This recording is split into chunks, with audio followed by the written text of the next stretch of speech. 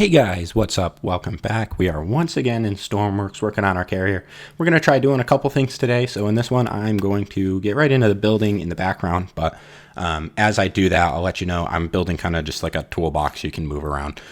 So nothing too crazy. But later on in the video, we're going to work on getting some jet fuel storage into the carrier and then plumbing it in a way that you can refuel diesel and jet fuel on the flight deck and in the hangar deck. So if you guys are interested in that, definitely stick around, stay tuned. If you like the build so far, don't forget to hit that like and subscribe button. I'm going to keep these videos coming until we get this build done, and then I'll get it on the workshop so you guys can play with it and subscribe and, check it out, do whatever you want to it, crash it, blow it up, do your Stormworks thing. But I'm going to quit yapping. I'm going to let the build roll a little bit, and then we'll come back and we'll talk a little bit more about the jet fuel. Right now, I'm not going to talk too much about this toolbox.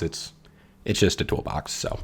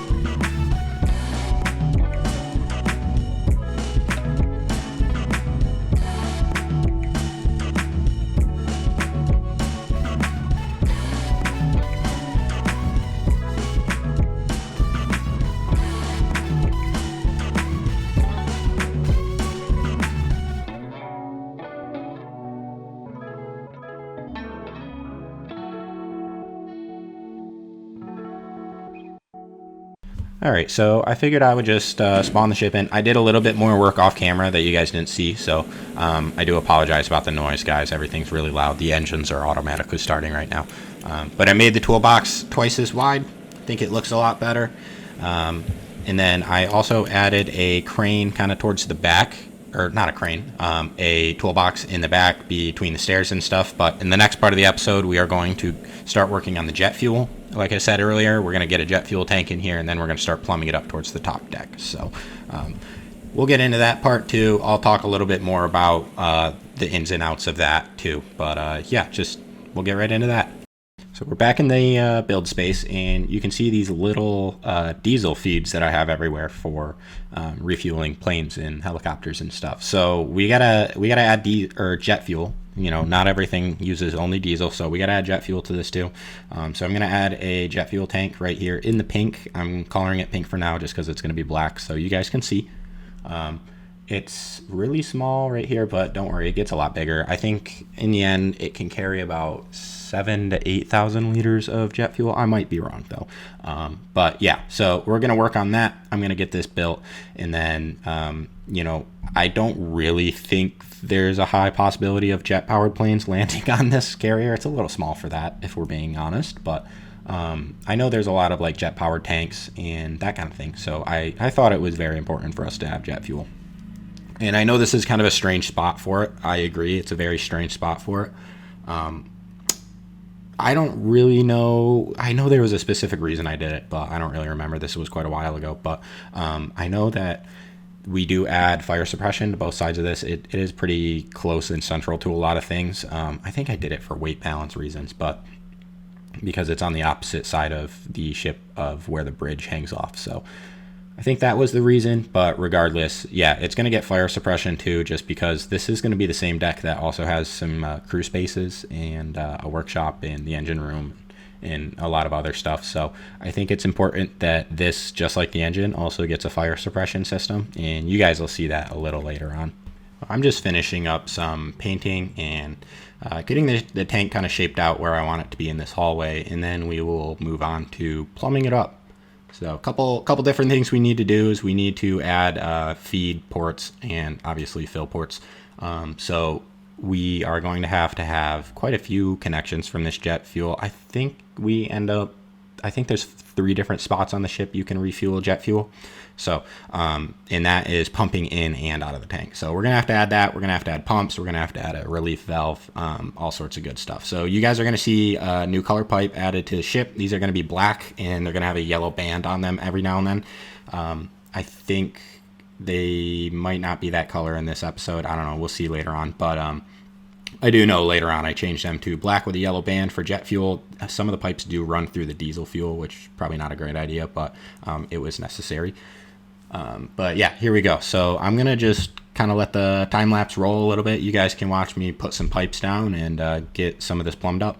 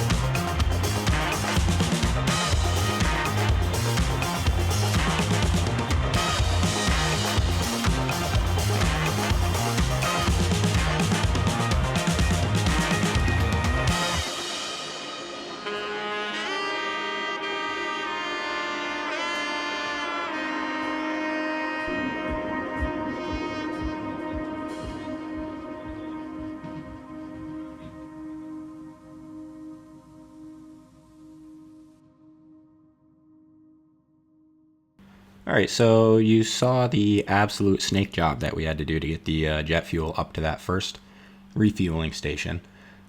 Now we are going to move on to one right behind the superstructure on the flight deck. So this didn't have diesel in it either, so that's kind of what you saw me adding the diesel in for. So that is the point of that. We're going to add some jet fuel to it now, and this is where the pipes going through the diesel tank come into play. And then I don't know if we'll have time for it today, but I know for a fact that there is 2 more refueling stations inside of the hangar. So this is a little bit of a longer one today. I'm trying to squeeze a little bit more in. This recording took quite a bit of time, so just trying to get it all in one video. So I apologize. There's a lot of skipping around and moving around and stuff, but I'm putting empty tanks in here, and that way we can test it at the very end. So those aren't going to stay. Those are just there to test. Don't worry about those. But here I am. I'm just trying to get this last line of jet fuel in, and this is where it starts to become pretty tricky. So we don't really have too many options as to where we can feed this. So I'm going to move these diesel pipes over, and we are going to just kind of snake along with the diesel. Try to make everything look nice. I don't know. I enjoy the piping part of Stormworks, as you can probably tell. The plumbing part of Stormworks is actually my favorite. So I like to spend a lot of time on my piping. I like to make it look nice and neat and organized. And I don't know. I just enjoy it. So I've got a fair amount of experience doing it in real life. But I think one of the best takeaways for when you are trying to figure out piping systems like this, it's if it looks neat, that's really all you're kind of trying to go for. Just try to make everything look neat and organized, make pipes follow each other, try not to add unnecessary bends, follow walls, don't make them just float, that kind of thing. You'll notice that, I have four different pipes right there running, but they're all kind of taking the same exact route, and that's it's nice because that is where all of the pipes for that system are right there. They're not going all different directions right from the brace. So I like to kind of follow all of the pipe. If they're all going to like one fueling station, I like to make all the pipes follow each other as far as I can down the road, and then that way you have less just kind of sporadic pipes everywhere. But enough of me rambling about the pipes. We are just kind of getting flow valves in here. I think they look nice little detail. Also, that way which one's the one that's feeding the jet tank and which one is supplying the vehicles. So another easy way to just repair stuff. But this is unfortunately where I had to put the pipes in the fuel tank, and that was because there's just no way that I'm gonna be able to snake this through the engine room and make it not have a million bends and need a million pipes and or pumps and all sorts of stuff. So that's kind of what I'm doing. I don't know why I'm going with the double color here. I know I know earlier I said that we're going to change it to black and yellow, but we will still do that. I'm just adding the final ports so we can finally feed into the jet tank. The nice thing is they touch, the diesel tank and the jet tank touch. So pretty much all of these this pipe can just stay completely in the jet fuel tank. And I'm just working on that. Now we got to snake it through a little bit of a tight spot. That's all right. We'll figure it out. The diesel tank in the ship is very, very strange shaped. So kind of tricky. I go back, I kind of expand it as much as I can. I think in the end we carry 115,000 liters of diesel, which will get the ship over 150 kilometers. So should be well above that. I haven't really tested it exactly, so I'm giving a rather conservative number, but that's also, cooking and booking, going 45 knots because I don't have the patience to test my fuel efficiency at 20. So you guys will notice when you play with it, this creation is quite fast, and I think that's rather fun, but I hope you agree. But enough of that. I'm just getting the ship moving, and then we'll hop out on the deck and make sure that all of our refueling ports work. Just get this moving quick. I need to fix this spaghetti mess of dials and gauges, but currently I have the bridge pretty much set up. You guys will see that much further down the road. I'm trying to get this ship wrapped up, and then trying to get these videos cranked out a lot faster, just trying to move on anyways. But that is about it for the building in this one, guys. So if you made it to the end, thank you so much. I really appreciate it.